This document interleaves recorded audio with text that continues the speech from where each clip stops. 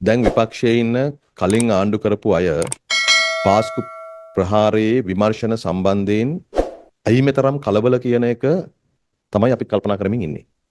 මොකද විමර්ශන සිදු කරන අපරාධ පරීක්ෂණ දෙපාර්තමේන්තුව විවිධ පුද්ගලයන් අත්අඩංගුවට ගන්නවා. විවිධ පුද්ගලයන්ගේ සාක්ෂි සටහන් කර ගන්නවා. ඒකට විපක්ෂයේ කවුරුත් කලබල වෙන්න ඕනේ නැහැ. හිටපු ජනාධිපති රනිල් වික්‍රමසිංහ හෝ උදේ ගම්මන්පිල වගේ ඇමතිවරු මන්දක නාම රාජපක්ෂත් කලබලක් එක දේවල් කියනවා.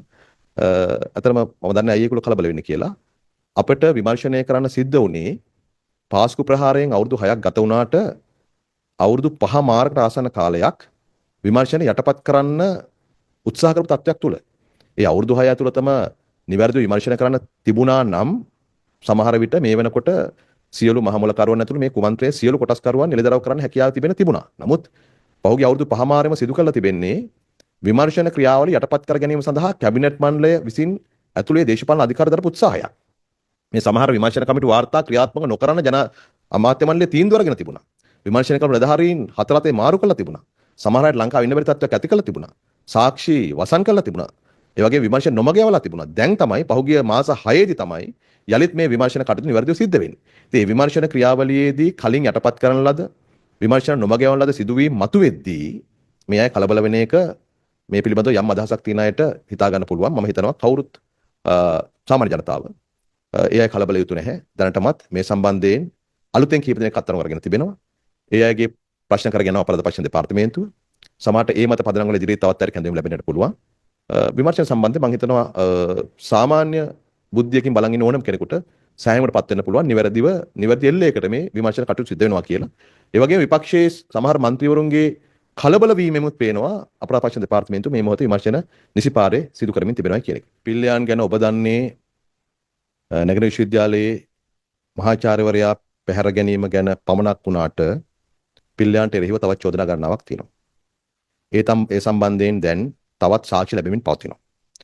ඒ සම්බන්ධ විමර්ශන කටයුතු කෙරෙමින් යනවා. ඒ විමර්ශනවල ප්‍රගතිය මාධ්‍ය දැනගත යුතු ප්‍රමාණයට පොලිසිය සහ අපරාධ පරීක්ෂණ දෙපාර්තමේන්තුව ඉදිරියේ ඉදරව් කරයි. ඒ නිසා ඔබ පූර්ව නිගමනයකින් එපා පිල්ලයන් කරපු එකම අපරාධය නගර විශ්වවිද්‍යාලයේ උපකුලපති මේ මහාචාර්යතුමා පැහැර ගැනීම පමණක් කියලා. තව චෝදනා ගණනාවක් තියෙනවා. ඊට කලින් සමහර තොරතුරු එළිදරව් වෙලා තිබුණා. නමුත් මේ දින 90ක රැඳවුම් නියෝග මත ප්‍රශ්න කිරීමේදී තවත් තොරතුරු එළිදරව් වෙමින් පවතිනවා. ඒ සමහර සිදුවීම් එකිනෙකට එක්ක සම්බන්ධයි. ඒ වගේම සමහර චෝදනා මෙරට මහාධිකරණවල විභාග පැවති නඩු වලට අදාළයි. ඒ සියල්ල සම්බන්ධයෙන් තමයි විමර්ශනය කරගෙන යන්නේ. ඒ විමර්ශන මත පදනම් වෙලා දැනටමත් දෙදෙනෙක් අත්අඩංගුවට කරගෙනත් තියෙනවා. හරි. ඒ අය මේ සමහර ඝාතන ක්‍රියාවලි වල කොතනද හිටියේ කියන එක සම්බන්ධයෙන් විමර්ශන ඉදිරියට ඇදෙන ආකාරය අනුව පොලිසිය විසින් හෙළිදරව් කරයි. මම ඒක මේ වෙලාවේදී කියන්නන්නේ නැහැ. නමුත් ඔබ පූර්ණ ගමනකින් එපා පිල්ලයන් කරපු එකම දේ මහාචාර්යවරයා පැරගන්නේ පමණක් කියලා. ඒ වගේම මේ විමර්ශන කටයුත්ත විශේෂයෙන් පාස්කු ඉරදින ප්‍රහාරය සම්බන්ධ තියෙන විමර්ශන කටයුත්ත ඔබ දන්නවා අතිශය සංකීර්ණ වැඩක්. ඒකට අදාළ තොරතුරු හෙළිදරව් වෙමින් පවතිනවා. දැන්ටමත් කාදිනල්තුමා ඇතුළු මේ සම්බන්ධයෙන් නිරන්තරව ඉල්ලීම් ඉදිරිපත් කරපු සියලු කණ්ඩායම් වලට මම හිතනවා සෑහීමකට පත්විය හැකි විමර්ශන ප්‍රගතියක් පෙන්වන්න කරමින් යනවා. මහා මොලකරු එක්කෙනායිද කීප දෙනෙක්ද ඒක හෙළිදරව් කරන්නේ කවද්ද කියන එක අපි අපරාධ පරීක්ෂණ දෙපාර්තමේන්තුවට බාර කරමු. ඒක උසාවියට බාර කරමු. අනිවාර්ය වශයෙන්ම පරීක්ෂණ නිසි පරිදි සිද්ධ වෙනවා කියන එක තමයි මට කියන්න පුළුවන්කම ලැබෙන්නේ. ඒකට දිනවක් වань මේ වෙලාව කියන්න බෑ. මේ දේ ඒ කියන්නේ මේ ආණ්ඩුවට මේක කරන්න බෑ, අර කරන්න බෑ, ආර්ථිකය හදන්න බෑ, රාජතාන්ත්‍රික සම්බන්ධකම් නැහැ, ආරක්ෂාව කරගන්න බෑ කියලා ගොඩක් දේශපාලකයෝ අල්ලගෙන සමහර නාලිකා දිගටම කියාගෙන හිටියානේ. හැබැයි රටේ ජනතාව අපි ගැන විශ්වාස කරලා ඡන්ද ලබා දීලා ආණ්ඩුවක් හදලා තියෙනවානේ. ඒ ජනවරමනුව අපි කටයුතු කරනවා. ඒ නිසා කවුරුත් කලබල වෙන්න එපා. මේ කුමන්ත්‍රණයට නියමින් හෝ අනියමින් සම්බන්ධ අයගේ කලබලයට ආණ්ඩුව කලබල වෙන්නේ නැහැ. ඒගොල්ලෝ ඕන තරම් කලබල වෙද්දී. හරිද? ඔය ගම්මන් පිළපන්නේ කලබල වීම තව ඉදිරියට ඕන තරම් සිද්ධ වෙවි. නමුත් ඒ කලබල වීම ආණ්ඩුව ගණන් ගන්නේ නැහැ. මේ විමර්ශන නිසියාකාරව සිද්ධ වෙනවා කියලා සහතික අපිට දෙන්න පුළුවන්. ගම්මන් පිළ ගිහිල්ලාවිල්ලා කියපු දේ ගැන මොකක් හරි මේ සමාජ අවබෝධයක් තියෙන ඕන කෙනෙකුට තේරෙනවා ඒ දීප පණිවිඩය මොකද්ද කියලා. ඔව් දුවලා ගිහිල්ලා පිල්ලයන් හම්බෙලා දුවලා ඇවිල්ලා මාධ්‍ය වලට කිව්වේ පිල්ලයන් තාම පාස්කු ප්‍රහාර ගැන මුකුත් කියලා නැහැ කියලා. නේද? ඒ කියන්නේ පාස්කු ප්‍රහාරය සම්බන්ධයෙන් යමෙක් අත්අඩංගුවට පත් වෙනවා නම් ඔය ප්‍රසිද්ධිය පණිවිඩය ලබා දීලා තියෙනවා. තාම පිල්ලයන් මුකුත් කියලා නැහැ. නේද? ඒක සාමාන්‍යයෙන් ඔය අපරාධ විමර්ශන පිළිබඳව යම් අවබෝධයක් තියෙන ඕන කෙනෙකුට තේරෙනවා පණිවිඩයේ ගැඹුර සහ බර මොකද්ද කියන එක. අතන මේවා අපිට අදාළ වෙන්නේ නැහැ. ඕන තරම් දේවල් කියාගත්ත දෙයින්.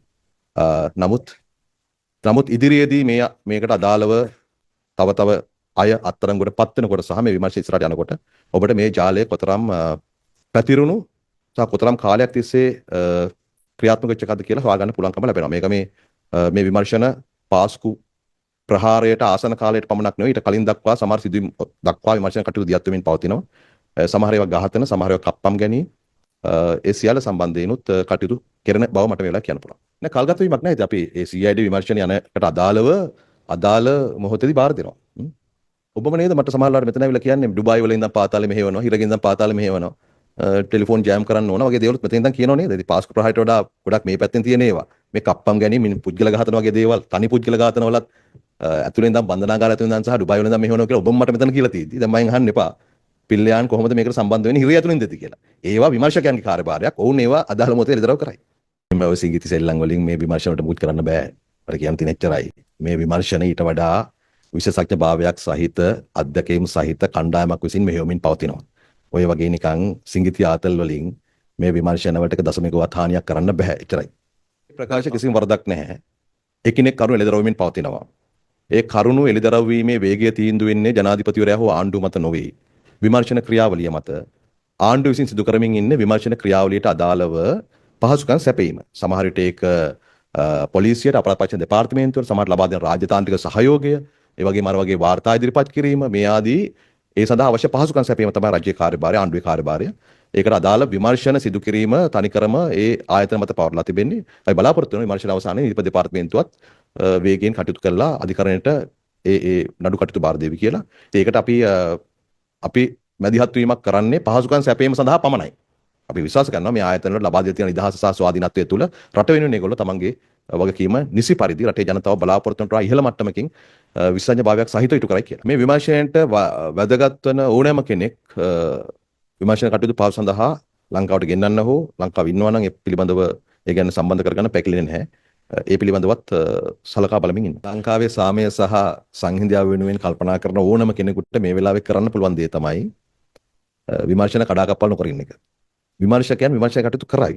මම අහන්නේ ඇයි මේ එක එක් කණ්ඩායම් කලබල වෙලා තියෙන්නේ? මම දැක්ක සමහර අය එක පාට මතුවෙලා යලිත් මේ මහමුලකරුවන් හරි මේකට ඍජුව සම්බන්ධ අය මේ විමර්ශනය කරන අය නොවේ වෙන කණ්ඩායම කියලා ප්‍රෙස් කන්ෆරන්ස් කියලා කියන්න හදනවා. මම කියන්නේ ඒකට කලබල වෙන්න එපා. ඉතින් විමර්ශනයට දෙන්න. මොකද විමර්ශන නිවැරදිව සිද්ධ වෙන්නේ මේ මොහොතේ. අවුරුදු 5මාරක් තිස්සේ විකෘති කරන ලද නැත්නම් විමර්ශන යට ගන්න දරපු උත්සාහයක් වෙනුවට විමර්ශන කටයුතු සිදුවෙමින් පවතිනවා. ඒ විමර්ශන වලට ඉඩකඩ ලබා දෙන්න කියන එකත් අපි කියන්නේ තම තමන් අතේ තියෙන දේවල් හරි ඒවා පෙන්වන එක දැන් තීරුමක් නැහැ. ඒ විමර්ශන වල තියෙන දරව වෙන කරුණු අපි කිව්වට පස්සේ ආණ්ඩුවක් හැටියට නැත්නම් ඒ අදාළ ආයතන ඒකට ඒ මොහොතේ ප්‍රචාර දක්වනවා මිසක් කලින් ප්‍රචාර දක්වන එක තීරුමක් නැහැ.